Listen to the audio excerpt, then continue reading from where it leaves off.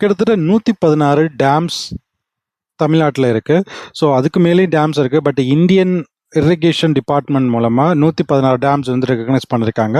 So இந்த dam வந்து யார் யார் கட்டினாங்க, எந்த பீரியடில் கட்டினாங்க அப்படிங்கிறது பார்த்துக்கலாம். ஏன்னா ஜென்சி தமிழ்நாட்டை வந்து யார் உண்மையிலேயே முன்னேற்றி கொண்டு போனாங்க, அதை யார் காப்பாற்ற போகிறாங்க அப்படிங்கிற ஒரு விஷயம் நம்மளுக்கு தெரியணும். இரஸ்பெக்டிவ் ஆஃப் பொலிட்டிக்கல் கண்டென்ட், நம்ம ஒரு விஷயம் உண்மையிலேயே என்ன நடந்திருக்கு அது அப்படிங்கிறது தெரிஞ்சுக்கணும். ஸோ முதல்ல இந்த 116 டேம் அஃபிஷியல் ரெக்கார்ட்லேருந்து நான் எடுத்துக்கிட்டு இருக்கேன். இந்தியா WRIS.go.in இதில் வந்து 116 டேம்ஸ் இருக்குது. ஸோ 116 டேமில் யார் வின்னர் அப்படிங்கிறத நம்ம பார்க்கலாம். ஸோ உங்களுக்கு தெரிஞ்ச மாதிரி so ADMK and DMK, so ADMK and DMK, அப்புறம் வந்து காங்கிரஸ்,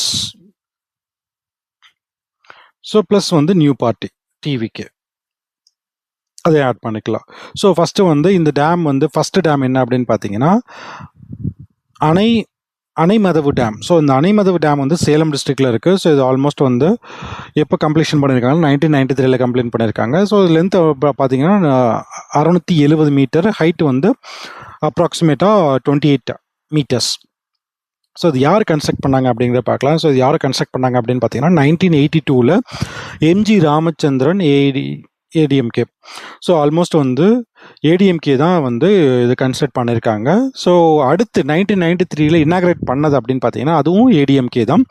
ஸோ ஆல்மோஸ்ட் வந்து இந்த டேமை கன்ஸ்ட்ரக்ட் பண்ணது 1982 to 1993. ஸோ டோட்டலாக வந்து இவங்களோட பீரியடில், அதாவது ADMKவோட பீரியடில் தான் இது கன்ஸ்ட்ரக்ட் பண்ணியிருக்காங்க. ஸோ அதனால ஃபஸ்ட் டேமை ADMKக்கு ஒரு பாயிண்ட்டு.